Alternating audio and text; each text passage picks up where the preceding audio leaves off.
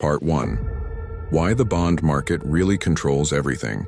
If you want to understand who really leads global markets, you need to stop looking at price and start looking at the cost of money. Most people believe stocks lead the economy. Some believe crypto leads the next cycle. But institutions know the truth. The bond market leads everything. The bond market is where money is priced. And whoever controls the price of money controls risk appetite, liquidity, and capital flows. When yields rise, money becomes expensive. Liquidity tightens, risk assets struggle. When yields fall, money becomes cheaper. Liquidity expands, risk appetite returns. Stocks and crypto don't decide this, they react to it. Here's the critical mistake most retail traders make. They believe the Federal Reserve directly controls markets. In reality, markets price the future actions of the Fed through bonds. That's why you often see yields falling before any official rate cut, yields ignoring hawkish Fed statements, markets moving before policy changes are announced. The bond market doesn't trade headlines. It trades future financial conditions. Another key fact most people underestimate: the bond market is far larger than the stock market and infinitely larger than crypto. Pension funds, insurance companies, banks, sovereign wealth funds. These institutions cannot speculate aggressively. They manage duration, yield, exposure, systemic risk. When these players move, they don't chase momentum. They reprice the system. And when the system is repriced, every asset downstream is affected, from equities to commodities to crypto. This is why major market shifts are rarely sudden. Before every financial crisis, bond yields send warnings. Before every major recovery, bond yields begin adjusting quietly. Retail traders usually notice the move after price explodes. Institutions position before price reacts. This gap in timing explains why retail often feels late, and why institutions rarely look surprised. Bitcoin often appears unpredictable. Violent moves, sudden rallies, sharp drawdowns. But Bitcoin is not random. Bitcoin is a liquidity amplifier. Small changes in global liquidity can create disproportionately large moves in Bitcoin. But the source of that liquidity is not crypto itself. It comes from the bond market. So before asking, is this a bull market? Is this a bear market? Is Bitcoin breaking out? Ask a better question. What is the bond market pricing right now? Because the bond market doesn't follow Bitcoin.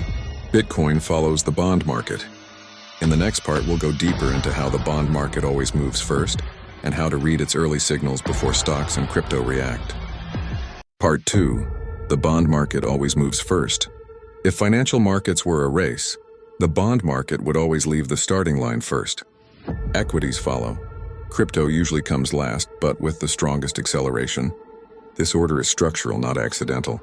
Large institutions cannot jump straight into high-risk assets. They operate under mandates, risk limits, and regulatory constraints. Before they can increase exposure to volatile assets, they must first adjust core positioning. That process always begins in the bond market. The typical sequence looks like this: adjust exposure in bonds, reprice equities, extend risk to high beta assets, allocate to crypto as the final stage. This is why Bitcoin rallies often appear sudden. The signal didn't come from crypto. It appeared earlier in the bond market. To understand this, we need to focus on the most important yields. The U.S. 2-year Treasury yield is the market's real-time expectation of Federal Reserve policy.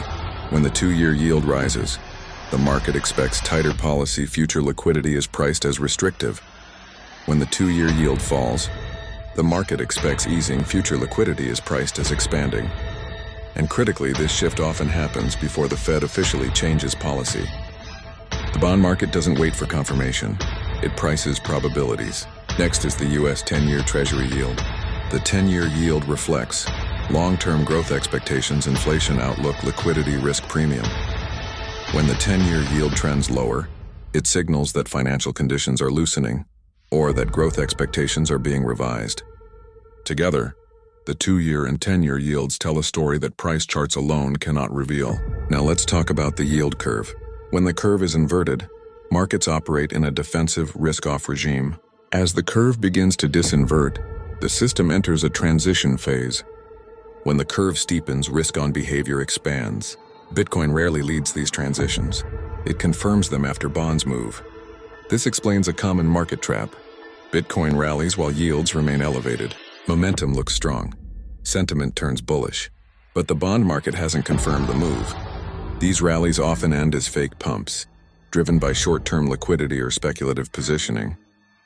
On the other hand, there are periods when yields drift lower, volatility compresses, Bitcoin moves sideways. This is rarely weakness. It is usually institutional accumulation happening quietly while retail attention fades. The biggest mistake is thinking, rising yields automatically mean bearish crypto. What truly matters is structured trend positioning and liquidity context. Markets move in regimes, not headlines, and bond yields define those regimes. If you learn to read bonds first, you stop chasing price, and start anticipating cycles. In the final part, we'll bring everything together. How to use the bond market as your macro compass for risk on and risk off, especially for Bitcoin. Part 3. Using the bond market as your macro compass. Now we connect the dots. If the bond market leads, then your job is not to predict price, but to track the direction of liquidity. This is where most traders struggle. They focus on outcomes, not causes. They watch price, not the conditions that produce price. Institutions do the opposite. Risk on does not begin with excitement. It does not begin with headlines, narratives, or hype. It begins quietly. Yields start to trend lower. Volatility compresses, financial conditions slowly improve. Bitcoin moves sideways, equities feel heavy. Retail interest fades. This is exactly when institutional positioning begins. They are not chasing returns. They are preparing for a shift in financial conditions. A simple but powerful macro framework looks like this. US 2-year Treasury yield, policy expectations, US dollar index, global liquidity pressure, liquidity proxies, real funding conditions. When short-term yields trend lower, the dollar begins to weaken, and liquidity starts flowing back into the system. Bitcoin does not need bullish news. Capital is mechanically pushed toward risk. This is why news-based analysis often fails. By the time headlines turn positive, liquidity has already been moving for weeks or months. Price reacts last. Danger faces look very different. Bitcoin accelerates higher. Momentum feels unstoppable. Social media turns euphoric. But beneath the surface, yields begin to rise again. Financial conditions tighten quietly. This is often late cycle behavior. Distribution, not accumulation. Price can still go higher, but risk-reward deteriorates sharply.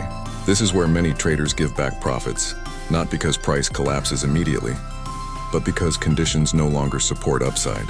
This highlights the mindset difference. Retail traders ask, is this bullish?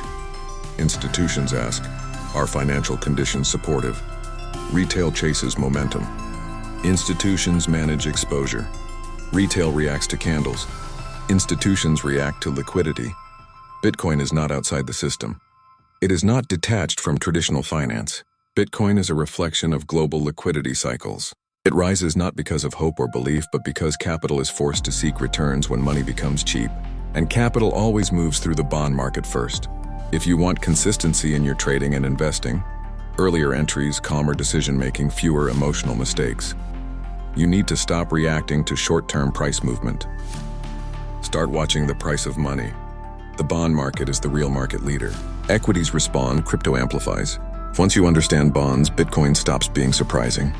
You no longer chase moves, you anticipate them. And when headlines finally appear, you realize something important.